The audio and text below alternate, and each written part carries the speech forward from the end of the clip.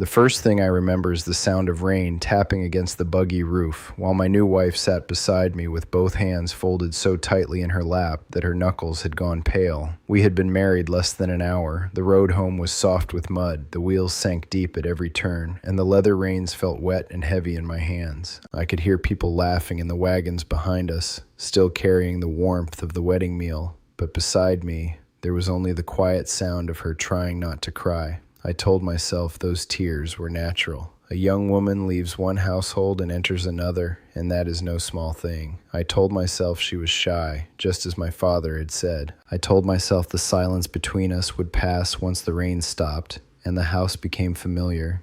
It took me a long time to understand that her tears were not only sadness about leaving home, they were a warning. My name is Jonas. I am a husband, a father, and the head of a household in an old order Amish community. I share these stories because people often see the plain clothes, the horses, the barns, and the quiet roads, but they do not always see the decisions underneath them. If you have ever mistaken silence for agreement, stay with me and tell me in the comments whether you believe a quiet person is always a contented person. I was 31 when my father first spoke to me about Miriam. That was older than many men in our district married, and by then I had built a solid enough life that people had begun to ask why I was still alone. I had 42 acres under my care, though only 26 were good for planting. The rest was pasture, timber, and low ground that held water after a hard rain. I kept 6 milk cows, 2 work horses, and a team of young Belgians that still needed patience at the plow. My house was plain and sound. The roof did not leak. The kitchen stove drew properly. There was room upstairs for children I did not yet have. From the outside, everything was ready. I believed that meant I was ready too. My father was a man who trusted order. He had raised 7 children, buried 1, kept the same farm through 3 bad seasons, and served the church in ways that made other men listen when he spoke. He did not command me to marry Miriam. That is important to say plainly. But when a father has carried that kind of weight, a suggestion can settle in a son's mind with nearly the force of a command. He told me she was steady, hardworking, modest, and quiet. That last word mattered more to me than I admitted. Quiet. I heard peace in it. I heard obedience. I heard a home without quarrels. I had watched other marriages where every small matter became a contest, and I wanted no part of that. I wanted a wife who would stand beside me, trust my judgment, care for the home, and help me build something that would outlast us both. Those desires were not wrong. The mistake was believing that a woman's quietness proved she wanted the same life in the same way. Miriam was 26, a clear adult woman with years of work behind her. She had helped raise younger brothers and sisters after her mother's health weakened. She baked for 2 neighboring families during harvest season, stitched quilts that sold quickly, and could calm a nervous horse better than many men I knew. When I first visited her family, she spoke softly and looked down often, but when she did answer, her words were thoughtful. I remember the smell of apple butter cooking in a black kettle and the scrape of chair legs across the kitchen floor. Her father did most of the talking. Mine asked most of the questions. Miriam poured coffee, set out bread, and gave small answers when someone turned to her. I took that as good manners. I did not ask myself whether she had learned to disappear in a room full of stronger voices. Our courtship was proper and unhurried by the standards around us, but looking back, it was not honest enough. We saw one another at gatherings, after church, and during visits between our families. We spoke about work, faith, children, and the shape of a household. I told her I believed a husband must provide, make hard decisions, and protect the family from disorder. She nodded. I asked whether she wanted children. She said she did. I asked whether she could imagine living on my farm, several miles from her parents. She said she could. I thought I had asked the important questions. What I had not asked was what frightened her. I had not asked what she hoped would remain hers after marriage. I had not asked whether she felt free to disagree with me. I had not even asked what she thought people expected her to become. A man can ask many questions and still avoid the truth if every question is shaped to receive the answer he wants. My father approved of the match. Her father approved. The bishop saw no reason for concern. The families moved forward, and I felt relief more than excitement. That may sound cold, but I want to tell it honestly. I was relieved that the uncertainty was over. I had found a capable woman from a respected household. The farm would have a mistress. The empty rooms would fill. Life would take the proper shape. I thought marriage was the final piece placed into a structure I had already built. I did not yet understand that marriage is not a person entering your finished plan. It is two lives being rebuilt around one another. On the morning of the wedding, the air was cold enough that breath showed white beside the barn. It was late autumn, and the fields had already gone brown.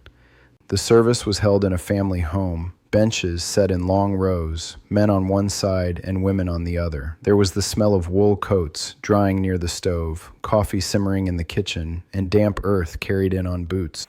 Miriam looked pale when she entered. I saw it, but I thought it was nerves. Her eyes were red before the service began. I saw that too. An older woman touched her arm, and Miriam lowered her head. I told myself, brides cried. Everyone knew that. Leaving home was a serious thing. A wedding joined families, changed duties, changed where a woman slept and worked and belonged. Tears did not have to mean regret. All of that was true, but truth can become an excuse when you use it to avoid looking closer. During the meal, Miriam barely ate. People came to greet us, and I answered for both of us more than once. At the time, I believed I was helping her. I thought a husband should step in when his wife felt overwhelmed. Yet each time I spoke for her, I made it easier for her to remain silent and easier for me to believe silence was natural. Then came the ride home in the rain. The buggy lamps threw weak circles of light onto the road. Water ran from the brim of my hat. Miriam's shoulders shook once, then went still. I asked whether she was all right. She nodded. I accepted the nod because it was convenient. That was the warning I missed, not the tears alone. The warning was that I asked once, received the smallest possible answer, and felt relieved enough not to ask again. Our first months were orderly. The meals came at the proper time. The laundry was washed and hung straight. The floors were swept. Miriam learned where I kept the feed records, which cow kicked during milking, and how the kitchen stove behaved when the wind came from the east. She worked with a quiet strength I admired. Nothing was neglected. No public disagreement passed between us. People told me I had been blessed with a good wife, and I agreed. At night, though, the house felt more like a well-kept station than a home. Miriam spoke when something needed saying, but rarely before. If I asked what she wanted for supper, she said anything was fine. If I asked whether she wished to visit her parents, she said only if it suited the work. If I asked whether she was tired, she said she could manage. I interpreted those answers as patience. I did not see that a person can become so practiced at not burdening others that even kindness feels dangerous to receive. The first true sign came in February, during a stretch of bitter cold. Her mother had taken ill again. I knew this, but I did not know how serious it had become because Miriam had not told me everything. Her younger sister sent word through a neighbor that help was needed for several days. That same week, one of my horses developed swelling in the left hind leg, and 2 cows were close to calving. I told Miriam it was a poor time for her to leave. I said we would see how things looked after the weekend. She nodded. For 3 days, she moved through the house as usual. On the 4th morning, I found a loaf burned black on one side because she had forgotten to turn the pan. That had never happened before. She stood at the work table staring at the bread as though it belonged to someone else. I asked why she had not told me how worried she was. She wiped flour from her hands, looked toward the window, and finally gave me the only sentence from that season that I have never forgotten. I do not know how to tell you when I am afraid. There are moments when a man hears words, and there are moments when he feels the floor shift beneath them. I wanted to defend myself. My first thought was that I had never forbidden her to speak. I had never raised a hand to her. I had never mocked her in front of others. I worked from before daylight until evening to keep food in the house and dead away from the farm. In my own mind, I had been a dependable husband, but dependability is not the same as safety. A person may know you will bring home flour, repair the roof, and stand firm in a crisis, yet still believe there is no room beside you for a truth you do not like. I asked her what she meant. Her face closed at once, as if she had already said too much. That frightened me more than the sentence itself. I saw then that her quietness had not begun with me. It had been trained into her over years of being praised for causing no trouble. Her father valued peace, but in his household, peace often meant the strongest person had spoken and everyone else adapted. My father had admired that quality from a distance. I had admired it too. We had called her quiet, as though it were a simple virtue. We had never asked what the quietness cost her. I hitched the buggy that morning and took her to her mother. The cold was sharp enough to make the horse's breath hang in the air. Miriam sat beside me, wrapped in a dark wool cloak, and neither of us spoke much. This time the silence felt different because I no longer assumed it meant contentment.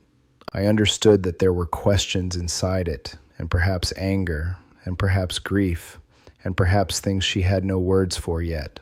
I left her with her family for 5 days and managed the farm with help from a neighbor. The horse's leg improved. Both calves came safely. The work was hard, but nothing collapsed because my wife was absent. That should have been obvious. Yet I had built my sense of order so tightly around her service that I treated any change as a threat.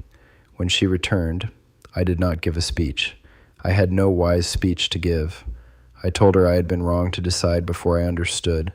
Then I asked her to tell me one thing about our marriage that she had agreed to without truly wanting it. She could not answer at first. I waited. It was one of the hardest things I had done in my own kitchen, sitting still while another person considered whether I could bear the truth.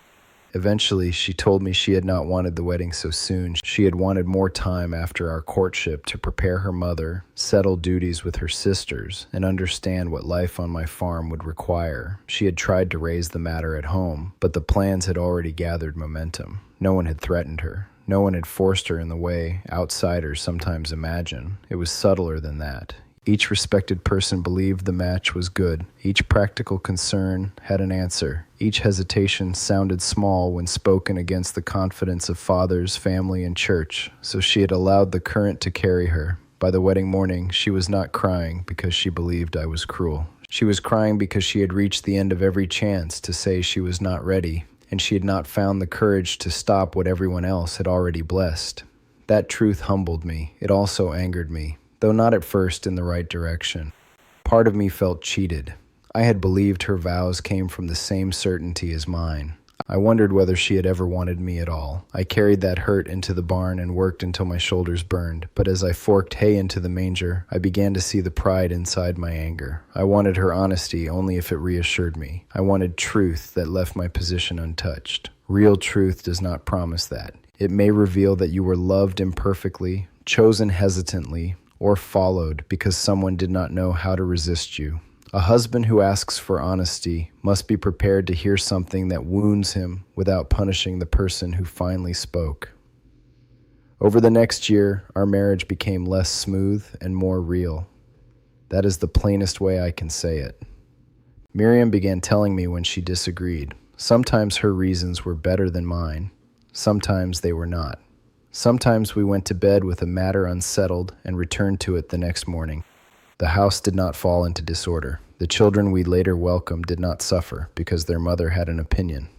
The farm did not weaken because a decision took longer. In fact, many things improved. Miriam noticed expenses I had overlooked. She understood which neighbors needed help before pride kept them from asking. She had a better sense than I did for when a child was being stubborn and when a child was frightened. Her quiet mind had always been full.